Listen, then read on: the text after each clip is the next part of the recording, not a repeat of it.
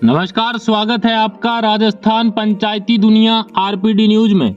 बांसवाड़ा जिले के घाटोल पंचायत समिति के अंतर्गत सवनिया लैंप्स के नवनिर्वाचित अध्यक्ष हीरालाल पटेल व नवनिर्वाचित संचालक मंडल सदस्य गजराज सिंह, रकमा भाई, मोहनलाल, लक्ष्मण सिंह, मोहन सिंह, श्रीमती हसीना बी, रूपलाल चरपोटा, जगदीश पाठक, श्रीमती तुलसी देवी, प्रकाश डामोर, पूंजीलाल आदि की समिति में पद पर रहते हुए क्या भूमिकाएं रहेगी, आइए सुनते हैं आरपीडी न्यूज सह संपादक किशन सोलंकी की यह खास रिपोर्ट नवनिर्वाचित अध्यक्ष हीरालाल पटेल के साथ। आरपीडी न्यूज से किशन सोलंकी। हम अभी पहुंचे हैं सवनिया लैंप्स। सवनिया लैंप्स के जो नवनिर्वाचित अध्यक्ष है हीरालाल जी पटेल, उनसे हमारी खास मुलाकात है और उनसे जानकारी लेंगे कि यहाँ की जनता ने जो इनको ये मान सम्मान दिया है और जो सवनिया लैंप्स में अध्यक्ष पद का जो ताज पहनाया है, तो इनसे जानकारी लेंगे कि जैसे यहाँ के किसानों ने आपको चुना है तो किसानों के ऐसे क्या मुद्दे और क्या मसले हैं जिनको लेकर आप चुनाव मैदान में और जनता ने आपको पद दिया है। तो चेयरमैन साहब नमस्कार। हाँ जी नमस्कार। चेयरमैन साहब, आपको यहाँ के लोगों ने बड़ा मान सम्मान दिया और एक निर्विरोध पद दिया है आपको अध्यक्ष पद का सवनिया लैंप्स में, तो आपको ऐसी क्या समस्या लगी किसानों की जिसको लेकर आप चुनाव मैदान में? पहली बात तो क्या है, समय से खाद नहीं मिलता है, बिजली मिलता है, बिल्कुल, और लोगों की परेशानियां हैं। इसकी वजह से क्या कि समय से खाद और बीज की जरूरत है और लोन की भी जरूरत है कि व्यवस्थित लोन मिले और हर 3 महीने में हम मीटिंग करेंगे डायरेक्टरों के साथ में और सदस्यों के साथ में।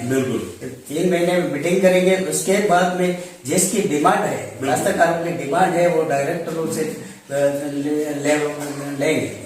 उसके बाद में आगे की मांग करेंगे और फसल के पहले खाद बीज की व्यवस्था पहले होनी चाहिए उसकी, तो ही अपना काश्तकार है संतुष्ट रहेगा, खुश रहेगा, क्योंकि भटकना नहीं पड़ेगा। व्यापारियों के पास में जाते हैं और व्यापारी का अनाप शनाप पैसा लेते हैं। अनाप के 300 का कट्टा है तो 400 500 रुपया भी लेते हैं। वो तकलीफ नहीं होनी चाहिए। इसके लिए ही अपने को ये काश्तकारों ने और सदस्यों ने सुना है और उसमें खरे उतरेंगे और तन मन से काम करेंगे, उसमें कोई दुविधा नहीं होगी। बिल्कुल, बहुत ही अच्छा। तो हीरालाल जी, जैसे बात करते हैं अपना एक आपकी, तो आप एक किसी पहचान के मोहताज नहीं है, क्योंकि आप बिजनेसमैन भी हैं और जमींदार भी हैं। अच्छा भला आपका आप वैसे सक्षम है, तो आपको यहाँ के लोगों ने चुना है। जैसे अभी आपने बताया था खाद का यूरिया और डीएपी, अभी अब की बार आपने देखा होगा, अभी पीछे ये गेहूं की और सरसों की ये फसल थी, इसके अंदर बहुत ज्यादा किसानों को लूटा गया है। जो 270 रुपए का बैग है लैंप्स में दिया जा रहा है और 1350 का जो डीएपी का बैग है जो लैंप्स में दिया जा रहा है, वही लोग बाहर से जैसे 2-2 हजार रुपए 500 का यूरिया यूं खरीद रहे थे। तो जैसे नेक्स्ट अभी आगे किसानों की इसकी जरूरत रहेगी, तो आप इसमें कैसे इसकी व्यवस्था? उसमें से एडवांस में काम करेंगे। एडवांस में बीज खाद है, एडवांस में लाएंगे। अगर इधर नहीं मिला तो बांसवाड़ा जाएंगे, बांसवाड़ा नहीं मिला जयपुर तक जाएंगे, जयपुर से नहीं काम बना तो दिल्ली तक जाएंगे हम साथ में लेंगे, मगर काश्तकार को परेशान नहीं होने देंगे। और ये व्यापारियों से जो लूटा खरीदा उससे राहत मिल जाएगी। बहुत अच्छा। तो जैसे चेयरमैन साहब बात करते हैं अपन एसटी ऋण की। एसटी ऋण में क्या होता है, जैसे आज जो साक्षी में है ऋण की, वो तो 1.5 लाख तक की है और उसके बावजूद एक जमीन के अकॉर्डिंग आज लोन दिया जा रहा है लोगों को, किसी को 10,000, 20,000, 50,000। उसमें क्या है, रबी और खरीफ दोनों में जो अपना पलटी करते हैं खाते, उसमें क्या है, एक फसल में बढ़ रहा है किसान का पैसा और एक में कम पड़ रहा है। कई बार क्या ऐसी कंडीशन आती है लैंप्स में कि जो कम पड़ रहा है ना किसी किसान का पैसा, जैसे किसान को किसी को 2,000 रुपए लैंप्स में भरने हैं और उसका खाता मान लो पलटी मारना है, तो उसके अंदर क्या करता है किसान, वो फिंगर लगाने नहीं आता है और फिर वो लैंप्स से ऑलरेडी हो जाता है और उसको दोबारा लोन लेने में दिक्कत आती है और पैसा लगता है ब्याज का भी। क्योंकि अभी जो वर्तमान जो 6 महीने के लिए पैसा देती है जो कोऑपरेटिव बैंक, वो एक बिना ब्याज का पैसा देती है किसान को हेल्प के लिए भी, अपनी खाद बीज की व्यवस्था करके बीज की और अपनी फसल बोझ के फसल निकाल के पैसा जमा करा।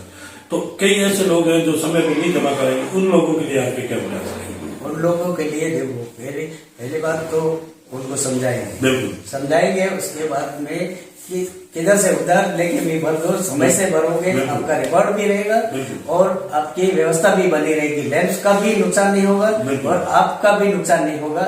उस हिसाब से काम करेंगे सर। और लोन ज्यादा से ज्यादा अगर लोगों को मिले और उनका काम बने, ऐसा काम करेंगे हम। और आगे से मांग करेंगे कि क्योंकि अपने लैंप्स के लिए ज्यादा से ज्यादा फंड होना चाहिए। जैसे सर बात करते हैं अपन नेशनलाइज बैंकों की। आज जो नेशनलाइज बैंक है, आपके पास 10 बीघे जमीन है, एक बात है, एक एग्जाम्पल है कि आपके पास 10 बीघे जमीन है और नेशनलाइज बैंक से आप अगर लोन लेना चाहते हैं, केसीसी करवाना चाहते हैं, तो उसमें आपको 2-5 लाख रुपए आराम से देता है, उसमें ब्याज मिलता है। और इसमें अगर यही जो सिस्टम है कि किसान की जमीन मॉर्गेज करके यहाँ लैंप्स में और किसान को जरूरत के अनुसार पैसा दिया जाए तो बिना ब्याज का, तो कैसा रहेगा? बहुत अच्छा रहेगा। किसान खुश हो जाए। देखो बैंकों वाले अनाप शनाप पैसे, बिल्कुल बिल्कुल, और क्या ब्याज जोड़ते हैं, बिल्कुल बिल्कुल, हाँ, चक्रवृद्धि ब्याज होता है। और लैंप्स में वो चक्रवृद्धि ब्याज नहीं होता है। और इसके लिए लैंप्स से अगर ये सुविधा हो जाए तो बहुत अच्छा रहेगा। हम आगे मांग करेंगे सर। बिल्कुल बहुत अच्छा। तो जैसे सर एक अपना सवाल और रहेगा कि जैसे बात करते हैं अपन यहाँ के किसानों की, आपकी लैंप्स सवनिया की, भाई सवनिया से ही अपन बात करते हैं कि सवनिया लैंप्स के अंदर आज लगभग किसान जुड़े हुए हैं, 500-600 हजार लोग होंगे।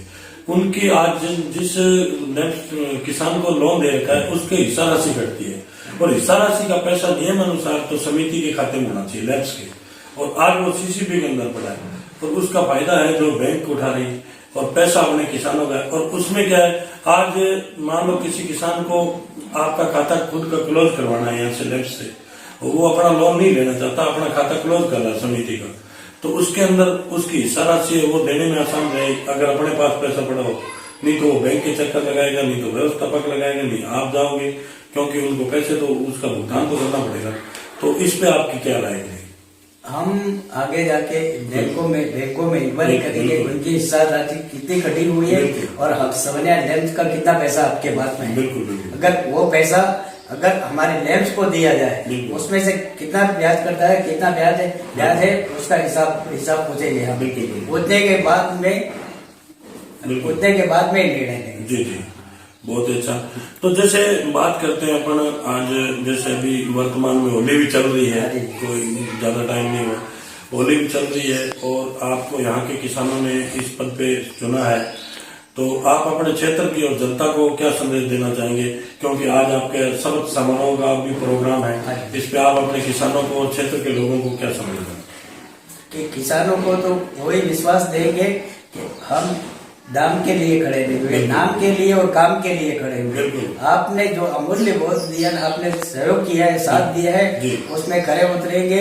आपको किसी प्रकार की शिकायत की नौबत नहीं आने देंगे। हाँ। बहुत अच्छा।